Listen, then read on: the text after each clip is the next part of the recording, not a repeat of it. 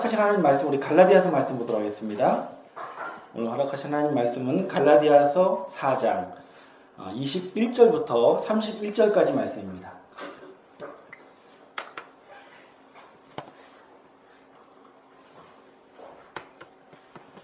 자, 우리 청년회가 계속해서 갈라디아서 말씀을 좀 보고 있는데요. 오늘 허락하신 하나님 말씀은 갈라디아서 4장 21절부터 31절까지 말씀입니다. 본문이 좀 긴데요. 우리 함께 눈으로 읽도록 하겠습니다. 제가 찾으신 줄로 믿고 대표로 봉독하겠습니다. 갈라디아서 4장 21절입니다. 내게 말하라. 율법 아래 있고자 하는 자들아, 율법을 듣지 못하였느냐? 기록된 바 아브라함이 두 아들이 있으니 하나는 계집종에게서 하나는 자유하는 여자에게서 낳았다 하였으나 계집종에게서는 육체를 따라 낳고 자유하는 여자에게서는 약속으로 말미암았느니라. 이것은 비유니 이 여자들은 두 언약이라. 하나는 시내산으로부터 종을 낳은 자니 곧 하가라. 이 하가는 아라비아에 있는 시내산으로 지금 있는 예루살렘과 같은 데니 저가 그 자녀들로 더불어 종노릇하고 오직 위에 있는 예루살렘은 자유자니 곧 우리의 어머니라. 기록된 바 잉태치 못한 자여 즐거워하라. 그렇지 못한 자여 소리질러 외치라. 이는 홀로 사는 자의 자녀가 남편이 있는 자의 자녀보다 많음이니라 하였으니 형제들아, 너희는 이삭과 같이 약속의 자녀라. 그러나 그때에 육체를 따라난 자가 성령을 따라난 자를 핍박한 것 같이 이제도 그러하도다. 그러나 성경이 무엇을 말하느뇨? 계집종과 그 아들을 내어 쫓으라.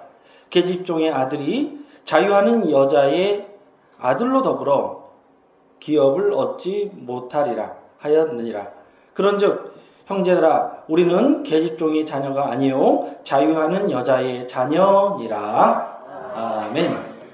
오늘 허락하신 하나님 말씀은 우리 갈라디아서 4장 21절부터 31절까지 말씀 통해서 오늘 말씀 제목은 두 여자와 두 아들, 두 여자와 두 아들이라는 제목으로 하나님 말씀 깨우쳐 보도록 하겠습니다.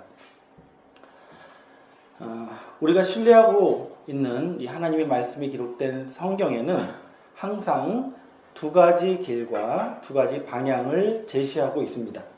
하나는 당연히 하나님의 백성들이 하나님이 원하시는 바를 깨달아서 구원에 이르는 생명의 길을 제시하고 있고요. 또 다른 하나는 하나님의 백성들이 하나님이 원치 않는 과정을 통해서 멸망에 이르는 사망의 길을 우리에게 보여주고 계십니다. 그래서 성경은 이 성공한 자의 신앙만 말씀하고 있지 않습니다.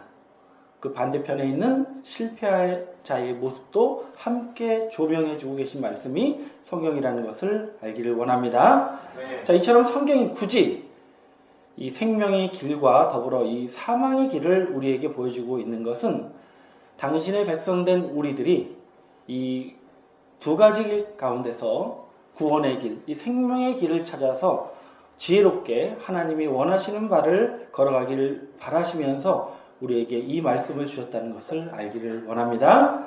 그래서 우리 신앙인들은 성경을 통해서 두 가지 길을 다 보아야 한다고 생각합니다. 생명의 길만 내가 알아서 생명의 길만 걷겠다라고 생각하는 자가 되지 마시고, 내가 잘못하면 이 사망의 길, 멸망의 길로도 갈 수 있구나라는 것을 다 깨달아서 정확하게 내가 가는 길을 생명의 길로 선택할 수 있는 지혜자가 바로 여러분들이 되길 원합니다. 그래야만 내 신앙으로 나 구원받는 것에 이르는 것에 만족하는 게 아니고 잘못된 길, 멸망의 길로 가고 있는 자들도 옳은 길로 인도할 수 있는 그런 선지자의 사명도 우리가 감당할 수 있다는 것을 깨닫기를 원합니다. 그래서 저는 여러분께 감히 말씀드립니다. 여러분이 이곳에서 깨닫고 있는 이 진리의 말씀은 나 한 사람을 구원에 이르게 하는 개인의 구원을 위해서 주시는 말씀이 아니라 이 땅의 많은 하나님의 백성들을 옳은 길로 인도하는 바로 선지자의 말씀이라는 것을 알기를 바랍니다. 그래서 부디 이 말씀을 깨닫는 여러분들이 여러분 자신이 구원받는 건 당연하고요. 여러분 주변에 잘못된 길로 가고 있는 많은 하나님의 백성들도 옳은 길로 인도할 수 있는 선지자들로 나타나시길 간절히 바랍니다. 자, 우리 금년 초부터 여러분들과 함께 이 갈라디아서의 말씀을 우리가 깊이 살펴보고 있습니다. 오늘 이제 처음 함께 하시는 분은 이제 좀 생소할 수 있는데요. 이 갈라디아서 말씀은 사도 바울이 잠시나마 이 율법을 쫓는 다른 복음을 따라갔던 이 갈라디아 형제들을 위해서 그들에게 이 율법에 관해서 정확한 지식과 지혜를 주시기 위해서 기록한 말씀을 이 갈라디아 전장에서 기록하고 있습니다. 그래서 이제 우리가 지금 4장까지 보고 있는데, 우리 4장 전에 쭉 보았던 이 많은 가르침의 말씀을 잠시 이제 복귀하는 시간을 좀 갖고자 합니다. 여러분 잘 생각해 보시면은 사도 바울은 우리에게 율법에 대한 많은 정보를 주셨습니다. 그 중에 가장 먼저 우리에게 알려준 말씀은 바로 율법의 한계성이었습니다. 갈라디아서 2장 16절 이하의 말씀을 보시면은 율법의 행위로서는 하나님 앞에 의롭다함을 얻을 육체가 없나니 라고 말씀하셔서 율법은 사람이 그 조항을 지켜서 하나님 앞에 의롭다함을 받을 수 있는 법이 아니다. 인간이 수행하여 완벽함을 인정받을 수 있는 법이 아니라는 것을 우리에게 알려주셨습니다. 그리고 두 번째로 이제 율법의 위험성을 알려주셨는데요. 갈라디아서 3장 10절 이하의 말씀해 보시면 율법의 행위에 속한 자들은 율법의 저주 아래에 있다라고 우리에게 알려주셨습니다. 그래서 이 율법은 사람이 지키지 못할 법인 것뿐만 아니라 율법을 붙잡고자 하는 자들은 어디에 묶이게 된다? 율법의 저주에 붙잡히게 된다. 그 율법의 저주는 구체적으로 무엇이냐? 바로 하나님의 뜻과 섭리를 알지 못하는, 하나님의 뜻대로 살지 못하는 저주의 형벌이 포함되어 있는 것이 바로 율법이라는 것을 우리에게 알려주셨습니다. 그리고 또한 세 번째로 율법의 우선순위를 우리에게 알려주셨습니다. 갈라디아서 3장 17절 이하의 말씀해 보시면은 율법은 하나님께서 미리 정하신 약속보다 430년 후에 제정된 법이다. 따라서 하나님께서 우리에게 주신 그 축복의 약속을 이 율법이 무효화시키거나 더 중요하거나 더 가치 있게 나타날 수가 없는 법이라고 말씀을 해주셨습니다. 그리고 율법의 시효에 대해서도 정확히 우리에게 알려주셨습니다. 갈라디아서 3장 19절 이하의 말씀해 보시면은 율법은 약속하신 자손이신 그리스도가 오시기까지만 있을 법이라고 그 시한을 정확히 알려주셨습니다. 따라서 이미 그리스도께로 인도함을 받은 우리는 더 이상 율법 아래 있을 필요가 없고 이제 율법의 시대는 끝났고 주님께서 이 땅에 오심으로 믿음의 시대가 열렸다는 사실을 우리에게 깨우쳐 주신 줄로 믿습니다. 그리고 이제 율법의 정체에 대해서 여러 가지 표현으로 우리에게 가르침을 주셨는데 특히 예수님과의 관계를 우리에게 설명해 주셨습니다. 그 대표적인 사례가 갈라디아서 3장 24절 말씀해 보시면은 율법은 우리를 그리스도에게로 인도하는 어떤 선생? 몽학 선생, 어린아이의 선생이라고 규정을 하십니다. 그래서 예수께로 인도함 받은 우리는 더 이상 이 몽학 선생 아래 있을 필요가 없다라는 것을 명확히 설명하셨습니다. 그리고 또 오늘 본문에 기록된 이 갈라디아서 4장 1절 말씀부터 보시면은 과거 하나님의 백성들이 이 율법 아래 있고 또 율법의 감시를 받게 하신 것은 바로 하나님께서 당신의 백성들이 어렸을 때에 붙여주신 후견인과 청지기에 불과하다. 그러나 이제 때가 되어서 그 아들을 우리에게 보내주심으로 우리를 그 율법에서, 그 율법의 저주에서 완전히 속량하셨고 이제는 하나님을 아버지라 부를 수 있는 하나님의 아들들로 이끌어 주셨다는 것을 우리가 깨달은 줄로 믿습니다. 그래서 이제 때가 돼서 아들의 영을 우리 마음 가운데 보내주심으로 우리가 하나님을 아바 아버지, 아빠 아버지라 부를 수 있는 진정한 하나님의 기업을 유업으로 받을 수 있는 아들들이 되었다는 것을 우리에게 알려주신 줄로 믿습니다. 그리고 이제 그럼에도 불구하고 율법을 향해서 열심을 내게 된다면 어떤 결과가 초래하게 되는지를 지난주 말씀을 통해서 우리가 살펴봤는데요. 이 율법주의의 신앙은 우리 믿는 자들이 우상숭배 신앙에 빠진 것과 같다라고 비판을 하셨습니다. 그리고 율법에 대해서 열심을 낸 결과는 하나님과 예수님을 올바로 섬기게 되는 게 아니라 도리어 사람을 또 교회를 또 교단을 숭상하는 잘못된 신앙이 될 수 있다라고 지적해 주신 것을 우리가 분명하게 깨달은 줄로 믿습니다. 이렇게 율법에 대해서 여러 가지 문제와 또 율법을 버려야 하는 그것이 폐지되었다는 사실을 명확하게 알려줬음에도 불구하고 갈라디아 교회 안에 끝까지 이 율법을 붙잡고자 하는 자들이 있었습니다. 왜 그랬을까요? 이 율법이 어디에 기록되어 있습니까? 성경에 기록되어 있기 때문에 율법을 떠나지 않고자 하는 자들이 있었습니다. 그래서 그들에게 사도 바울은 율법적으로 이 율법의 문제점을 설명하기 위해서 기록한 말씀이 바로 오늘 본문 말씀입니다. 과연 사도 바울이 우리에게 주신 율법에 대한 가장 성경적이고 율법적인 설명은 무엇인지 우리 본문 말씀 읽으면서 자세히 깨달아 보도록 하겠습니다. 자, 율법에 대한 가르침이, 진정 율법의 가르침이 무엇인지 우리가 확인해 보겠습니다. 갈라디아서 4장 21절 말씀 보겠습니다. 본문 21절 말씀입니다. 내게 말하라, 율법 아래 있고자 하는 자들아, 율법을 듣지 못하였느냐라고 말씀하고 있습니다. 자, 사도 바울이 이 질문을 던지는 대상이 있는데 그게 누구냐면 21절 말씀 다시 보시면 율법 아래 뭐하고자 하는 자들? 있고자 하는 자들아, 내게 말하라 라고 말하고 있어요. 그러니까 여기서 말하는 있고자 한다는 건 뭐냐면 율법 아래 있기를 좋아한다, 원한다, 나는 지지한다 라는 의미를 가지고 있습니다. 그래서 율법 아래 살기를 원하는 자들아, 내게 대답해봐라 라고 지금 서두에 말씀을 던지고 있는 것입니다. 그러면서 하시는 질문이 무엇입니까? 우리 21절 마지막 말씀이 뭡니까? 율법을 뭐하지 못하였느냐? 율법을 뭐하지 못하였느냐? 예, 듣지 못하였느냐? 율법이 말하는 것을 들어보지 못했느냐라고 질문을 던지고 계신 것입니다. 여기서 말하는 율법이 말하는 것, 이건 뭘 의미하냐면 우리 본문 30절 말씀을 좀 참고로 보시면은 갈라디아 4장 30절 말씀이 이렇게 시작합니다. 그러나 성경이 무엇을 뭐하느뇨? 말하느뇨. 그러니까 사도 바울은 성경은 이 거시적인 율법은 우리에게 말씀하고 있다는 거예요. 너희도 율법 그렇게 좋아하잖아. 율법 아래 살고 싶다면서 왜 이 성경이 말씀하고 있는 율법적인 명령은 듣지 않느냐라고 책망하고 있는 것입니다. 정말 율법대로 살기를 원한다면, 그토록 율법이 좋다면 이 거시적인 율법이 기록된 이 성경 전체가 사실은 율법이거든요. 하나님의 말씀이 기록된 거대한 율법인데 이 율법이 하시는 명령을 왜 그 가르침을 듣지 않느냐라고 책망하고 있다는 것을 알기를 원합니다. 그래서 사도 바울이 주고자 하는 이 가르침은 뭐냐면 이 진정한 율법의 명령을 따르는 길은 단지 어떤 몇 가지 계명을 찾아서 지키는 게 아니라 이 성경 전체가 우리에게 하시는 그 가르침을 쫓고 깨닫는 것이라고 우리에게 알려주고 있는 줄로 믿습니다. 자, 그러면 그러면서 이제 율법에 대한 가르침을 우리에게 알려주고 있는데 이 증거하고자 하신 그 율법의 가르침이 뭐냐면 22절과 23절 말씀입니다. 우리 본문 갈라디아 4장 22절부터 23절까지 말씀 보겠습니다. 자, 사도 바울이 논하고자 하신 그 율법, 성경의 가르침이 뭔가 22절 보겠습니다.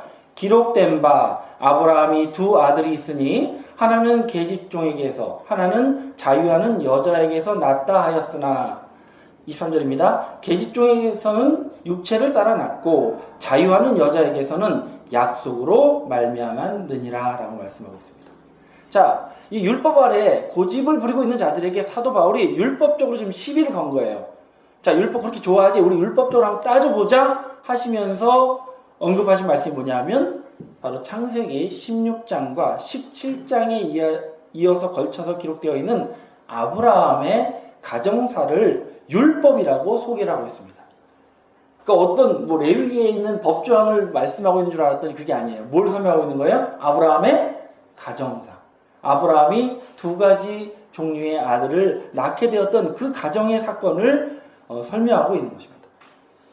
자, 그러면 창세기 16장부터 17절 말씀에 어떤 기록되어 있냐? 그걸 함축해서 기록한 말씀이 방금 읽은 22절부터 23절 말씀인데요. 우리 22절 말씀 보시면은 아브라함에게 몇 명의 아들이 있대요? 두 아들이 있으니 라고 말씀하고 있습니다. 자, 창세기 16장부터 17장까지 기록된 말씀은 뭐냐면 아브라함의 두 아들이 탄생된 역사를 기록하고 있는데 여러분도 잘 알고 있는 것처럼 아브라함이 먼저 낳은 아들이 누구예요? 종인 하갈을 통해서 낳은 아들이 뭐예요? 이스마엘. 그렇죠. 자, 아브라함의 두 아들이 있는데 누가 있어요? 먼저 태어난 자가 누구예요? 네, 이스마엘. 그리고 나중에 태어난 아들인데 누구예요? 예, 이삭입니다. 근데 뭐라고 설명하고 있냐면 먼저 태어난 자 이스마엘은 계집종에게서 났다라고 했어요. 누가 어머니예요? 하갈이라는 계집종. 신분이 뭡니까? 종의 신분이야. 네, 이 하갈을 통해서 났고 그 다음에 이삭은 누구에게서 났어요? 자유하는 자. 그러니까 이 공동번역에는 본부인이라고 되어 있습니다. 본부인에게서 났는데 이 사람은 뭐예요? 자유하는 여자 사라를 자유하는 여자 본부인이라고 소개를 하고 있습니다. 근데 이 두 아들이 태어난 어떤 그 명분이 좀 다른데 이 계집종에게서는 무엇을 따라났대요? 자, 우리 방금 읽었던 말고 28절 보시면 계집종에게서는 무엇을 따라났고 육체를 따라났다. 육체를 따라났고 자유하는 여자에게서는 그렇죠. 약속으로 말미암은 능력이라고 말씀하고 있습니다. 자, 그러면 이렇게 설명하시면서 이게 뭐래요? 너희가 내가 논해야 되는 율법이고 성경의 명령이라고 지금 말씀하고 있는 거예요. 자, 그러면 여기서 먼저 태어난 이스마엘이 무엇을 따라났다? 육체를 따라났다. 이게 무슨 의미일까요? 자, 이 육체를 따라났다는 것의 의미를 여러분 정확히 좀 아시기 바랍니다. 우리 창세기 16장 1절부터 2절까지 말씀 보겠습니다. 자, 이스마엘이 태어나게 된 배경을 창세기 16장 1절에서 2절에 이렇게 기록하고 있습니다. 아브라함의 아내 사레는 생산치 못하였고 그에게 한 여종이 있으니 애굽 사람이요 이름은 하갈이라. 사레가 아브라함에게 이르되 여호와께서 나의 생산을 허락지 아니하셨으니 원컨대 나의 여종과 동침하라. 내가 혹 그로 말미암아 자녀를 얻을까 하노라 하매 아브라함이 사레의 말을 뭐하니라 들으니라 라고 기록하고 있습니다. 여러분 창세기 12장부터 이제 아브라함에 대한 등장이 성경에 기록하고 있는데 이 12장 말씀해 보시면 아브라함이 처음 하나님께 부르심을 받을 때 나이가 75세였습니다. 그리고 자기가 살고 있던 본토 갈대아 우르를 떠나서 지금의 이스라엘 땅인 이제 가나안 땅으로 이주를 하게 됩니다. 그리고 가나안 땅에 와서 헤브론이라는 곳에서 정착을 했는데 10년이 지나도록 자식이 없었어요. 근데 이때 75세 때부터 그 갈대아우를 떠나올 때 하나님께서 아브라함에게 뭐라고 약속하시냐면 내가 너로 큰 민족을 이루게 해주겠다라고 축복을 하셨어요. 그러니까 어마어마한 자손에 대한 축복을 주셨단 말이에요. 근데 10년이 지났습니다. 몇 살입니까? 85세가 됐는데 자식이 여전히 없단 말이에요. 그러니까 이 아내가 고민에 빠집니다. 내가 이 아브라함의 아내인데 내가 경수가 이제 끊어진 거예요. 그러니까 더 이상 죽었다 깨어나도 자식을 낳을 수 있는 상황이 아니잖아요. 그러니까 이 고민을 해결하기 위해서 자기가 데리고 있던 여종 하갈을 남편에게 들여보내줍니다. 그리고 남편에게 제안합니다. 내가 저 여종을 통해서 자식을 얻겠다. 이런 제안을 받아들이게 되죠. 그래서 아브라함이 이것을 받아들였고 그래서 그 이듬해 이제 하갈과 아브라함이 동침해서 이스마엘이라는 이 종을 통해서 여자를 통해서 하갈을 통해서 이제 아들을 얻게 되는 것입니다. 근데 이 사람들이 이 이스마엘이 태어나게 된 배경이 뭐냐면 하나님의 계획이었습니까? 하나님이 그렇게 약속하신 없지요. 누구의 생각이에요? 그렇죠. 사람의 생각이었습니다. 그러니까 육체적인 관계를 통해서만 태어났다는 의미가 아니라 사람의 의지, 사람의 생각을 통해서 태어난 자를 성경은 무엇을 따라놨다? 그렇죠.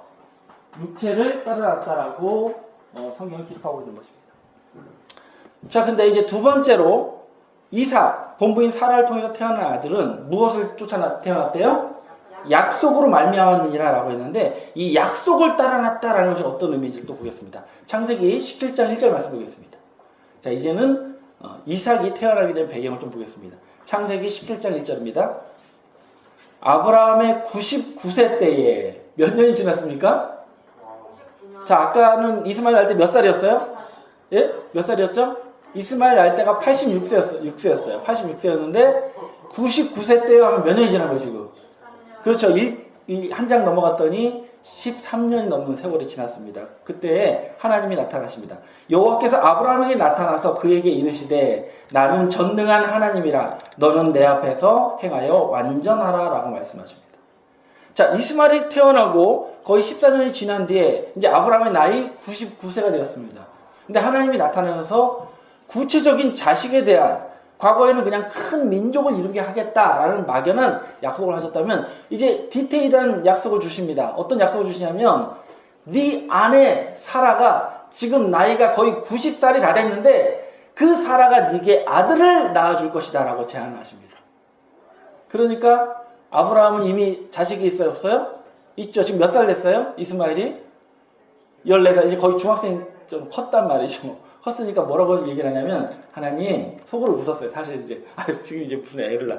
하나님, 저 이스마엘이나 하나님 앞에 살기를 원하나이다. 무슨 얘기예요? 나의 이제 대를 잇는 자는 누구다? 이스마엘이 됐으면 좋겠습니다. 이렇게 제안한 거예요. 그랬더니 하나님의 얼굴 표정이 싹 굳어지십니다. 그러면서 뭐라고 말씀하시느냐? 창세기 17장 19절 말씀 보겠습니다. 창세기 17장 19절입니다. 하나님이 가라사대 아니라 네 아내 사라가 정녕 네게 아들을 낳으리니 너는 그 이름을 이삭이라 하라. 내가 그와 내 언약을 세우리니 그의 후손에게 영원한 언약이 되리라 라고 말씀하십니다. 하나님께서 완벽하게 단호하게 말씀하십니다. 뭐라고 하셔요? 네 아내 사라가 네게 뭘 낳아준다? 아들을 낳아줄 거다. 그리고 그 이름을 뭐라고 정하래요? 이삭이라고 했고 내가 이삭이 태어나면 나는 쟤랑 계약을 할 거야. 쟤랑 또 언약을 맺을 거야 라고 정확한 약속을 밝히십니다. 그래서 그 이듬해에 이 하나님의 약속대로 아들 이삭이 태어나게 됩니다. 이 이삭이 태어난 배경은 사람으로서는 생각하기 어려운 상황이었죠. 아브라함의 나이가 몇 살이에요? 99세. 하가리의 사라 본부인의 나이가 몇 살이에요? 90이 다 됐단 말이에요. 그러니까 나이 차이가 한 9살 차이 정도 나는 것 같습니다. 아브라함과 이 사라가. 근데 어쨌든 이 사람들이 육신적으로는 많은 노력을 했습니다만 안 됐단 말이에요. 그래서 아까도 우리가 16장에서 살펴봤지만 하나님께서 나의 등남을 허락지 않았다라고 사라가 말할 정도였단 말이죠. 근데 그렇게 육체적으로 노력했지만 안 됐지만 이 하나님의 약속이 있고 나니까 정말 그 노인들이 아들을 낳은 거예요. 90세 할머니가 아들에게 젖을 물리는 놀라운 역사가 나타난 것이죠. 그래서 이 역사는 사람의 의도와 계획은 전혀 없었어요. 그런데 누구의 의지가 살아났을까 여기서? 그렇죠. 하나님의 의지가 나타나서 태어난 자녀이기 때문에 이삭을 가리켜서 무엇을 따라난 자다? 약속을 따라난 자라고 말씀하고 있다는 것을 알기를 바랍니다. 자, 그러면 이렇게 아브라함이 하나는 육체를 따라서 낳고 사람의 의지, 사람의 생각으로 태어났고 하나는 하나님의 약속을 쫓아 아들이 태어난 사건인데 이것을 통해서 우리에게 뭘 말씀하고자 하는 거죠? 지금 뭘 얘기하고자 했습니까? 율법, 거시적인 율법, 하나님의 명령을 말씀하고 있는데 이게 뭘 설명하는 건지 우리 24절 말씀 이어서 보겠습니다. 갈라디아서 4장 23절입니다. 24절입니다. 자, 앞부분이니까 우리 짧게 따라하겠습니다. 이것은 비유니. 여러분 지금 제가 말씀드린 이 아브라함의 가정사가 뭐래요? 비유라는 거예요. 이게 실제로 없었던 일입니까? 아니면 실제로 있었던 사건입니까? 예, 있었던 사실입니다. 근데 이게 하나님께서 무엇인가를 우리에게 보여주고자 하는 비유의 사건이라고 설명하고 있다는 것을 알기를 바랍니다. 그러니까 이 아브라함이 과거에 이 두 가지 다른 부류의 아들을 낳게 된 사건이 바로 비유라는 거예요. 앞으로 어떠한 사람들이 하나님의 백성들이 출현하게 될 것을 보여주신 비유의 역사였다는 것을 알기를 바랍니다. 이제부터 이게 뭐예요? 이제? 비유예요. 이제는 뭘로 알아야 돼요? 실상으로 알아야 돼요. 자, 그러면 아브라함의 두 가지 종류의 자녀가 태어났다는 것은 우리에게 뭘 말씀하고 싶은 거냐면 우리 비유가 뭔지를 알기 위해서 우리 갈라디아 3장 29절 말씀을 참고로 보겠습니다. 이제는 비유를 실상으로 좀 알아보겠습니다. 실상입니다. 이제는 갈라디아 3장 29절입니다. 다 같이 읽겠습니다. 시작. 너희가 그리스도께 속한 자면 곧 아멘. 자, 성경에서 비유하고 있는 이 아브라함의 자손은 사실 누구에게 속한 자를 말합니까? 그리스도께 속한 자를 말씀하고 있는 줄로 믿습니다. 그러니까 이 아브라함의 자손 얘기는 이 자손들은 누구에게 속한 자를 표현한 거예요? 그리스도께 속한 자, 예수 믿는 자를 말씀하고 있는 겁니다. 앞으로 예수 믿는 자가 이 두 가지 부류의 자녀로 태어날 거라는 거예요. 하나는 육체를 따라 태어난 종의 신분의 자녀에 해당되는 예수 믿는 자도 있고, 또 하나는 약속을 쫓아서 아들의 신분으로 태어나는 이삭과 같은 자녀도 나타나게 될 것을 우리에게 비유적으로 보여준 말씀이라는 것을 깨닫기를 원합니다. 비유라니까요. 이건 지금 이 사람들 보면 안 되는 거예요. 그럼 이 사람 이런 아들도 있고 저런 아들도 있네. 자, 근데 지금 딱 생각해 보세요. 여러분, 어떤 아들이 되는 게 좋겠습니까? 그렇죠. 종의 신분 말고 이왕이면 정부인을 통해서 태어나는 제대로 된 아들 되고 싶지 않겠습니까? 이 두 가지 자녀가 태어날 것을 이미 하나님이 우리에게 보여주셨다고 말씀하고 있는 것입니다. 그러면 이 비유를 좀 더 구체적으로 들어가 보겠습니다. 이 아들의 종류는 이제 알았어요. 이삭이 어떤 자녀고 이스마엘이 어떤 자녀인지 알겠는데, 그러면 이 여자들도 비유죠. 그렇죠? 자, 이 여자들이 어떤 비유인지 보겠습니다. 갈라디아 4장 24절 보겠습니다. 이것은 비유니 이 여자들은 두 무엇이라? 언약이라고 말씀하고 있습니다. 그러니까 지금 하갈 얘기하고 사라 얘기하고 있는 게 아니에요.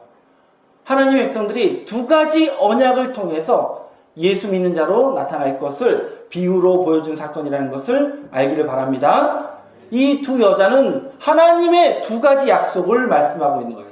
하나님이 당신의 백성들과 맺은 두 가지 계약을 이 두 여자로 비유하고 있다는 것을 알기를 바랍니다. 그러면 자, 종의 자녀를 낳은 이 하갈, 과연 어떤 계약, 어떤 약속을 말씀하고 있는지 우리 24절 하반절 말씀 보겠습니다. 갈라디아 4장 24절 말씀 이어서 보시면, 하나는, 자, 이제 하갈에 대한 설명입니다. 하나는 신의 산으로부터 종을 낳은 자니 곧 누구라? 하갈아라고 말씀하고 있습니다. 자, 이 하갈, 이 여자는 뭐예요? 두 가지 계약이라고 제가 말씀드렸잖아요. 언약이라니까요. 근데 그 하나, 이 하갈에 해당되는 언약은 뭐냐면, 지금 뭐라고 했습니까? 하갈에 해당되는 언약, 약속은 신의 산으로부터 나와서 누굴 낳았다고요? 종을 낳았다라고 말씀하고 있습니다. 신의 산에서 종을 낳은 여자가 하갈이라는 거예요. 그러면 이게 좀 말이 안 됩니다. 왜 그러냐면 이 하갈은 신의 산에서 아들을 낳은 적이 없습니다. 잠시 이 가데스 바네아 쪽으로 쫓겨난 적은 있었지만 나중에 다시 집으로 돌아와서 헤브론에서 이스마엘을 낳습니다. 이 하갈은 신의 산에서 자녀를 낳은 적이 없다니까요.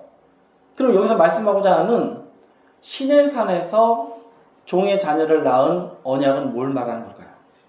그렇죠. 바로 모세가 하나님께 계명을 받기 위해서 올라갔던 산이 어떤 산이었어요? 신의 산이었고, 그 신의 산에서 앞으로 하나님의 백성들을 종로로 타도록 만들기 위해서 받았던 계약, 그 언약, 바로 십계명의 율법을 지금 하갈로 비유하고 있다는 것을 알기를 바랍니다. 그래서 지금 말씀하고자 하는 것은 지금 율법 중에서도 이 하갈에 해당되는 율법은 뭐라고요? 모세의 십계명의 율법을 말합니다. 십계명의 율법. 자, 그러면서 이 율법이 어디서 영향력을 끼치고 있는지 정확히 지적해 줍니다. 우리 다음 말씀 갈라디아 4장 25절 말씀 보겠습니다. 이 하갈은 아라비아에 있는 신의 산으로 지금 있는 예루살렘과 같은 데니 저가 그 자녀들로 더불어 무슨 노릇하고? 종노릇하고 라고 말합니다. 다시 말씀드립니다만 이 하갈은 신의 산에 간 적이 없습니다. 예루살렘에도 더더욱 간 적이 없습니다. 근데 지금 25절 말씀에 뭐라고 정의하고 있냐면 이 하갈은 아라비아에 있는 신의 산, 이 하갈을 아라비아에 있는 어떤 산? 신의 산이래. 그 다음에 지금 있는 예루살렘과 같아요. 예루살렘. 이 하갈을 두 가지 지명으로 설명합니다. 신의 산이기도 하고 예루살렘이라고도 표현을 합니다. 이게 도대체 무슨 말일까요? 여러분, 우리가 사도행전 강해를 우리가 들어봐서 아시는데 사도 바울이 열심히 복음을 전하고 3차 전도여행을 끝내고 예루살렘 교회에 가봤어요. 예루살렘 본교회에 가봤더니 어떤 일이 벌어지고 있었습니까? 많은 예수 믿는 자들이 들어오고 있었어요. 예루살렘 본교회에. 근데 그들이 무엇에 열심이었던 자들이었습니까? 그렇죠. 율법에 열심을 내고 있던 자들이었던 거예요. 결국 이게 하갈을 신의 산이다, 예루살렘이라고 표현한 이유는 뭐냐면 사도 바울이 당시에 직접 가서 보고 느낀 게 뭐예요? 예루살렘 본교회가 예수를 믿고 있다고 하면서도 정작 무엇에 열심이었습니까? 율법을 지키고자 노력하면서 율법의 종로로 타고 있는 그 잘못된 신앙을 가리켜서 비판한 말씀이라는 것을 알기를 원합니다.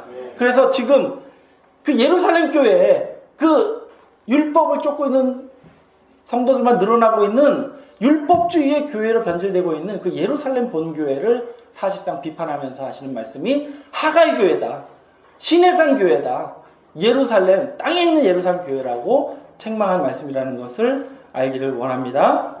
예수는 믿고 있어요. 근데 실상적으로는 뭘 붙잡고 있습니까? 율법을 붙잡고 종노릇하는 어리석은 신앙을 하고 있는 교회를 말합니다. 여러분, 지금 사도 바울이 지금 비판하고 있는 이 시내산 예루살렘 교회, 오늘날도 우리 주변에 널려 있습니다. 예수는 믿고 있지만 율법 아래서 율법을 지켜 의롭게 되고자 신앙하는 것. 내가 뭘 잘해서 하나님 앞에 존귀함을 받게 되고자 애쓰는 그러한 율법주의 신앙을 사도 바울이 비판하고 있다는 것을 알기를 바랍니다. 그래서 실제로 제가 검색해 보니까 시내산 교회가 있더라고요. 교회 이름이 시내산 교회. 예루살렘 이름 쓰는 교회들도 많고. 이게 무슨 의미인지 아시겠습니까? 사도 바울의 비판의 대상이었어요. 잘못된 거예요. 마치 그들은 누구의 자녀와 같은 거예요? 거기서 아무리 예수 믿는 자가 늘어난다 할지라도 누구의 자녀예요? 계집종의 자녀예요. 무엇을 따라난 자예요? 육체를 따라난 거예요. 사람의 생각으로 교회가 커진 것 뿐이에요. 하나님한테 필요 있습니까? 없습니까? 없다는 거예요. 내가 약속한 교회가 아니라는 거예요. 그러면 여러분, 지금 이 두 여자는 두 계약, 두 언약이라고 말씀드렸죠. 하갈에 해당되는 언약, 무엇이었습니까? 십계명의 율법이라는 거 알았죠. 그러면 이제 저 본부에 있는 어떤 언약을 가르치고 있는지 알아야 되지 않겠습니까? 자, 이 본문에 대해서 좀 생각해 보겠습니다. 여러분, 우리가 아까도 잠깐 살펴봤는데 사도 바울이 우리에게 대해서 이 율법이 어떤 우선순위를 갖고 있는지 설명해 주셨죠? 갈라디아 3장 17절 말씀해 보시면은 우선순위를 알려줬단 말이에요.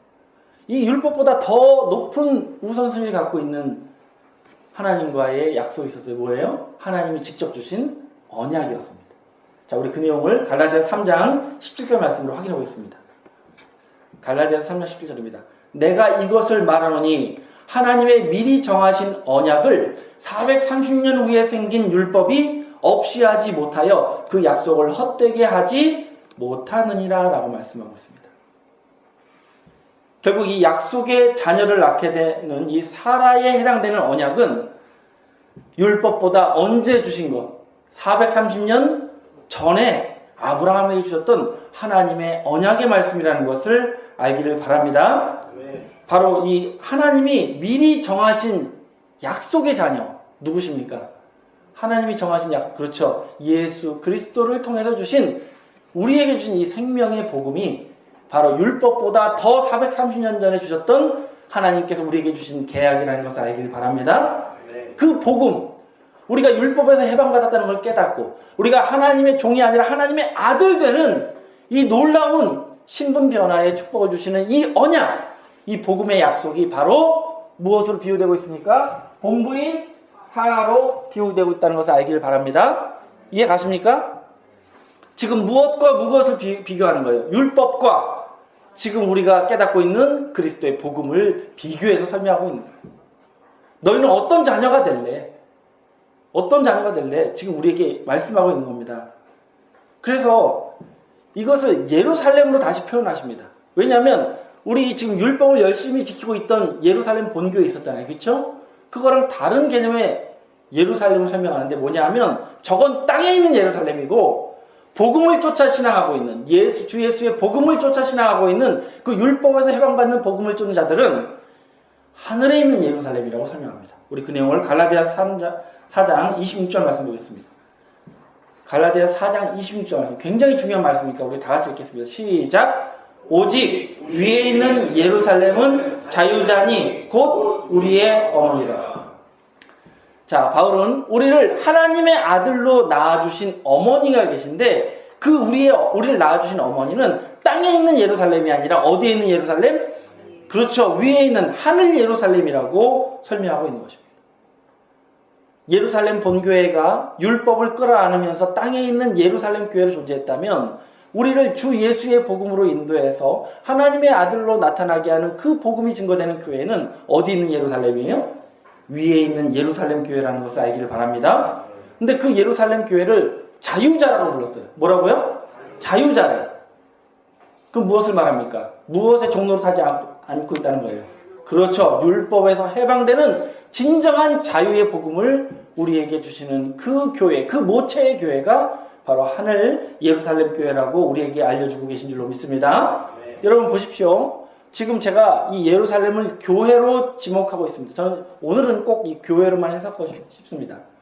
당시 갈라디아 교회는 원래 땅에 있는 예루살렘 교회였을까요? 하늘에 있는 예루살렘 교회였을까요? 그렇죠. 오직 율법이 아닌 주 예수의 복음으로 하나님의 아들됨을 깨닫고 있던 그 교회는 사실은 갈라디아 교회는 위에 있는 예루살렘 교회였어요. 근데 그들이 율법을 속히 받아들이고 율법에 오용되면서 어떤 교회가 된 거예요? 네, 신의 산 교회가 된 거예요. 땅의 예루살렘 교회가 된 거예요. 그전에는 하나님의 아들들을 생산하던 교회가 율법을 받아들이고 나서부터 스스로 뭐라고 불러요? 자기를 종이라고, 종을 생산하는 교회로 전락했다는 것입니다. 여러분, 이 말씀, 우리가 지금 보고 있는 이 중요한 말씀은 지금 율법에 대한 성경적인 가르침을 주시는 말씀이지, 이게 무슨 하나님 어머니가 존재해야 된다는 당위성의 말씀이 아니라는 것을 깨닫기 바랍니다. 네. 여러분, 이 갈라디아서 이 4장 26절 말씀 때문에 이 도로 건너편에 거대한 교회가 탄생했습니다. 여성이 하나님 어머니로 출현해야 된다는 당위성을 주는 말씀이라고 붙잡고 있습니다. 여러분, 이게 지금 그 얘기하고 있는 거예요? 여자가 하나님으로 나타낸다는 말씀을 하고 있는 겁니까? 아니잖아요. 지금 율법의 가르침을 말씀하고 있잖아요. 우리가 예수 믿는 자로되 누구의 자녀가 되어야 된다는 거예요? 종의 자녀, 율법 그 아래 들어가서 종의 자녀로 신앙하는 자가 되지 말고 우리는 하나님의 약속의 복음을 쫓아서 약속의 자녀로 신앙하는 자가 될 것을 우리에게 알려준 말씀이라는 것을 깨닫기 원합니다. 자, 우리의 어머니, 위에 있는 예루살렘은 우리를 낳아주신 어머니다. 어떤 의미를 주시는지 우리 야고보서 1장 18절 말씀으로 또 확인해 보겠습니다. 야고보서 1장 18절 말씀입니다. 그가 그 조물 중에 우리로 한 첫 열매가 되게 하시려고 자기의 뜻을 쫓아 진리의 말씀으로 우리를 뭐 하셨느니라? 낳으셨느니라 라고 말씀하고 있습니다. 자, 야고보 선지자는 하나님께서 예수님을 통해서 우리를 첫 열매로 결실한 백성으로 인도하기 위해서 역사하신 이 모든 주님을 통해서 끼친 이 은혜의 역사를 진리의 말씀으로 우리를 뭐 하신 역사다? 낳아주신 역사라고 말씀하고 있습니다. 결국 위에 있는 예루살렘은 우리를 낳아주신 어머니라는 건 뭐냐면 우리를 율법에서 해방시켜 주시고 우리를 자유한 하나님의 아들로 인도하시는 그 복음이야말로 우리를 진리의 말씀으로 낳아주신 어머니와 같은 존재라는 거예요. 여러분들은 그 어머니, 참된 그 모체, 본부인 영적 사라와 같은 그 어머니의 자녀들인 줄로 믿습니다. 여러분이 율법에서 해방받는 복음을 받았다는 것 자체가 여러분이 진리의 말씀으로 낳은 자녀들이라는 하나님의 확실한 약속이라는 것을 우리에게 보여주고 있는 것입니다. 결국 이 복음으로 여러분 이 사도 바울 당시에는 누가 이 사실상 어머니의 역할을 했습니까? 사도 바울이, 그죠? 그리고 그가 저는 복음이 그 어머니의 역할을 했단 말이에요. 그런데 오늘날 이 땅에 있는 우리들에게, 오늘을 살아가고 있는 우리들에게 이 율법에서 해방된 자유한 복음을 깨우쳐주고 있는 이 교회, 그리고 이 복음 전하시는 사명자 어떻습니까? 우리를 낳아주신 어머니와 같은 분이라는 것을 알기를 원합니다. 우리를 자유케 하는 목자를 성경은 어머니로 비유하고 있는 것뿐이었습니다. 결국 진리의 복음으로 우리를 율법에서 해방시켜주시는 이 참된 약속의 복음으로 우리를 이끌어주시는 이 교회야말로 하늘 예루살렘 교회라는 것을 알기를 원합니다. 그래서 이 종의 자녀도 앞으로 예수 믿는 자들이 이 두 가지로 나타날 거라는 거예요. 종의 자녀들도 나타나고 약속의 자녀들도 나타날 거라는 겁니다. 뭐 하나님 입장에서는 누가 더 귀할까요? 자, 과연 그런지 보겠습니다. 갈라디아서 4장 27절 말씀 보겠습니다. 기록된 바 잉태치 못하는 자여 즐거워하라. 구로치 못하는 자여 소리질러 외치라. 이는 홀로 사는 자의 자녀가 남편이 있는 자의 자녀보다 뭐하니라? 이게 말이 됩니까? 홀로 사는 자는 누굴 말하냐면 과부를 말해요. 과부의 자녀가 남편이 있는 여자의 자녀보다 많을 수가 있습니까? 많을 수 있습니까? 불가능하죠. 여러분, 지금 이 여기서 말하는 홀로 사는 여자는 누굴 비유하고 있냐면 남편을 종에게 내어주었던 사라의 입장을 설명하는 거예요. 누구처럼 됐어요? 마치 과부처럼 됐잖아요. 그렇죠? 이제 남편이 이제 더 이상 나랑 같이 안 자잖아요. 저 하가라고 자잖아요. 그러니까 나는 홀로 사는 과부가 된 거예요. 근데 이제 아브라함을 남편으로 맞이한 하갈은 뭐가 생겼습니까? 남편이 생겼잖아요. 그렇죠? 누가 더 자식을 많이 낳을 것 같아요? 그래, 하갈이 더 많이 낳을 것 같죠. 근데 여러분 보십시오. 성경은 결론적으로 아브라함의 모든 기업은 누가 이어받습니까? 이삭이 받습니다. 왜 그래요? 그가 본부인의 자녀이기 때문에 그렇거든요. 결국 이건 뭘 말하고 싶냐면 하갈을 통해서, 이 종을 통해서, 이 십계명의 율법을 통해서 많은 믿는 자들이 생산된다 할지라도 하나님한테는 그들이 하나도 귀하지 않다는 거예요. 누가 더 귀하다는 거예요? 마치 본부인을 통해서 태어난 이삭이 진짜 내 기업을 이어받을 아들인 것처럼 장차 이 약속의 복음을 쫓아 신앙하는 자들이 하나님께 더 귀하고 더 존귀한 자라는 것을 우리에게 말씀하고 있는 줄로 믿습니다. 그래서 하갈이 자녀를 100명 낳았다 할지라도 이삭 하나랑 바꿀 수 있어요? 없어요? 없잖아요. 그러니까 누가 더 많은 거예요? 개수로는 한 명 대 1대 100이라 할지라도 하나님 보실 때, 아브라함 볼 때는 누가 더 귀해요? 예, 이삭이 더 존귀한 자예요. 실상적인 나의 상속자는 이삭뿐이거든요. 그래서 하나님 입장에서는 어떤 자녀가 더 중요하다? 약속의 자녀. 복음을 쫓아 신앙하는 우리들이 더 귀한 진짜 당신의 상속자들이라고 깨우쳐주고 계신 줄 믿습니다. 자, 28절 말씀 보겠습니다. 형제들아, 너희는 이삭과 같이 약속의 자녀라. 갈라디아 교회 정신 차려. 니네는 율법 때문에 예수 믿게 된 자들이 아니야. 너희는 예수 그리스도의 약속의 복음으로 예수 믿는 자들이란 말이야. 너희들의 신분을 명확히 깨달으라고 알려주고 계신 줄로 믿습니다. 그래서 29절 말씀에서 보시면 그러나 그때의 육체를 따라난 자가 성령을 따라난 자를 뭐한 것 같이? 핍박한 것 같이 이제도 그러하도다. 누가 더 득세한다는 거예요? 누가 더 득세할 거라는 거예요? 종의 자녀가 더 득세한다는 얘기예요. 실제로 이스마엘이 나이가 더 많았잖아요. 그래서 나중에 이삭이 어린 동생이잖아요. 동생이 태어난 걸 보고 이렇게 조롱을 했습니다. 장난을 치고. 그러니까 누가 누구를 핍박하게 된 거예요? 종의 자녀가 약속의 자녀를 핍박한 역사가 실제로 있었어요. 그걸 비유해서 말합니다. 앞으로 누가 더 득세할 거다? 종의 자녀가 득세할 거야. 그 약속의 자녀는 오히려 미비할 거야. 그 규모도 작을 거야. 그렇지만 중요한 건 하나님은 누구에만 관심이 있어요? 약속의 자녀에만 관심이 있는 거예요. 이것을 이상하게 생각하지 말라는 거예요. 이 세상에 땅의 예루살렘 교회가 더 위대한 교회들로 나타날 거예요. 당연한 수순입니다. 그렇잖아요. 그렇게 됐잖아요. 실제로. 그걸 지금 미리 우리에게 보여주신 거예요. 그러나 하나님은 누구만 주목하고 계시다? 하늘 예루살렘 교회의 자녀들만을 바라보고 계시다는 것을 깨닫기를 원합니다. 그래서 이걸 뭐라고 표현하고 있습니까? 육체를 따라난 자가 성령을 따라난 자를 뭐한대요? 핍박한다. 여러분, 우리가 예수 그리스도의 복음으로 신앙하는 것 이거 자체, 율법에서 해방받은 신앙하는 것 자체가 무엇을 따라난 겁니까? 성령을 따라난 거예요. 여러분이 진리의 성령의 인도하심을 받은 확실한 증거가 될 줄로 믿습니다.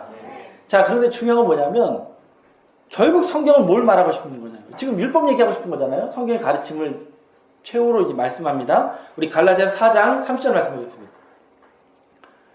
그러나 성경이 무엇을 말하느냐? 성경이 무엇을 말하고 싶은 거냐? 다음 말씀 보시면 계집종과 그 아들을 뭐하라? 내어 쫓으라. 계집종의 아들이 자유하는 여자의 아들과 더불어 유업을 얻지 못하리라 라고 말씀하고 있습니다.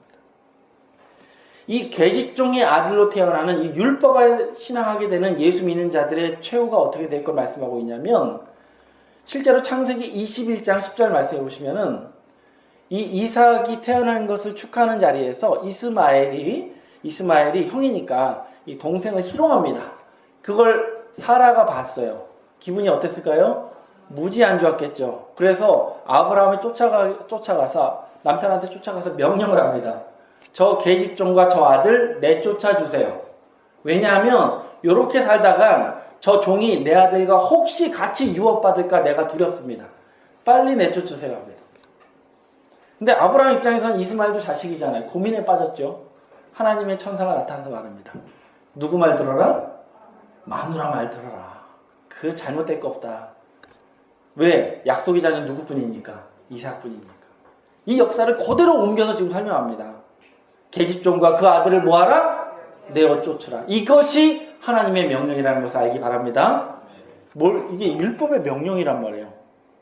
율법 그렇게 좋아하잖아. 율법대로 살고 싶다며 율법의 명령을 따르는 거예요. 뭐하라? 계집종과 그 아들을 내어 쫓으라. 계집종 뭐예요?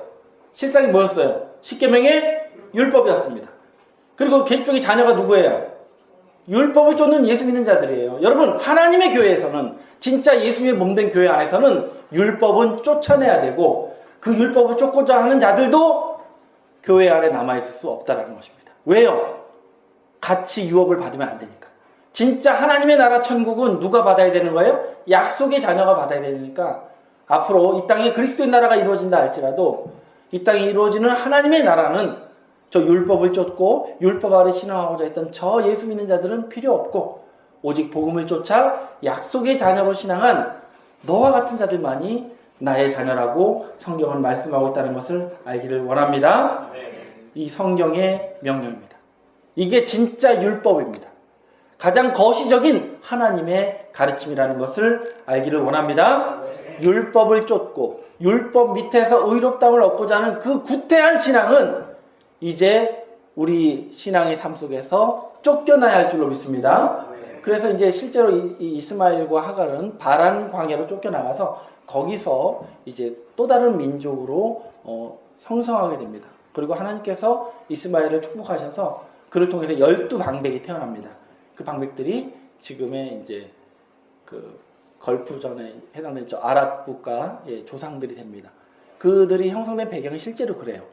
결국 이 나라, 이 하나님의 나라, 이 땅의 그리스도의 나라의 주인은 사실은 그건 어떤 육신적인 그런 아랍 족속을 제가 말씀드리는 것이 아니고, 예수 믿는 자라 할지라도 율법주의 신앙에 빠져있는, 이 땅에 있는 기성교회와 같은 그런 잘못된 신앙에 빠져있는 교회들이 그 백성이 되는 게 아니고, 바로 약속의 복음을 쫓아 신앙하고 있는 바로 우리 세광중앙교회의 복음을 받아 깨달은 자들이 장차 이 땅에 진정한 기업을 받는 자녀들이 될 것을 성경이 우리에게 보여주신 줄로 믿습니다. 이것이 바로 성령의 약속이에요. 이게 율법, 이보다 더 강력한 율법은 없습니다. 이 말 듣고서 갈라디아에서 율법 쫓고자 했던 사람들이 다 포기합니다. 너무 완벽한 이 가르침에 굴복하게 된 거예요. 앞으로 이 땅의 교회들도 우리 세광중앙교회 선포되는 이 자유한 여자의 복음을 통해서 굴복되는 역사가 반드시 나타나게 될 줄로 믿습니다. 그 역사를 여러분이 시작하길 소망합니다. 제가 말씀 시작할 때 말씀드렸죠. 성경은 반드시 두 가지 길을 제시한다고.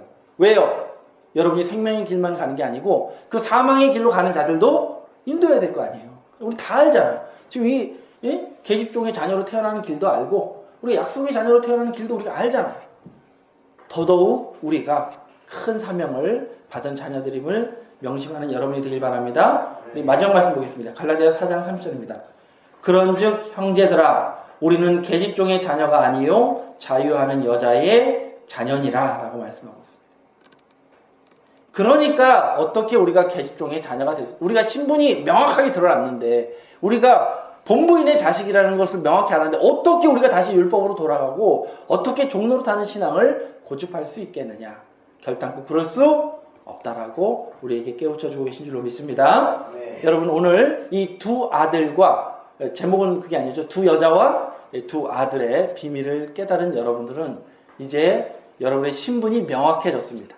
여러분들은 약속의 자녀들입니다. 약속의 자녀들은 종의 자녀들을 구원할 의무가 있습니다. 그들이 본래 우리의 형제들입니다. 우리가 구원해서 함께 이 복음으로 주의 나라를 상속받을 우리의 형제들입니다. 여러분들 혹시 잘못된 신앙하고 있는 분들 많이 만나고 계실 텐데 반드시 그들을 이끌 수 있는 지혜로 무장한 우리 청년들이 되시길 바랍니다. 아멘. 오늘 우리 2부 예배 때도 말씀하셨잖아요. 여러분이 정말 빛이 되고 싶다면 무엇을 채워라? 기름을 채워라. 그리고 기름을 받았다면 반드시 뭘 밝혀라? 빛을 밝혀라. 정확히 깨달았네요. 깨달은 말씀이 바로 오늘 말씀이 여러분의 기름이 되길 소망합니다. 이 기름으로 이 세상을 구원의 빛을 밝히는 우리 세광 청년들이 되시길 예수님의 이름으로 축원합니다. 감사합니다. 말씀 마치겠습니다.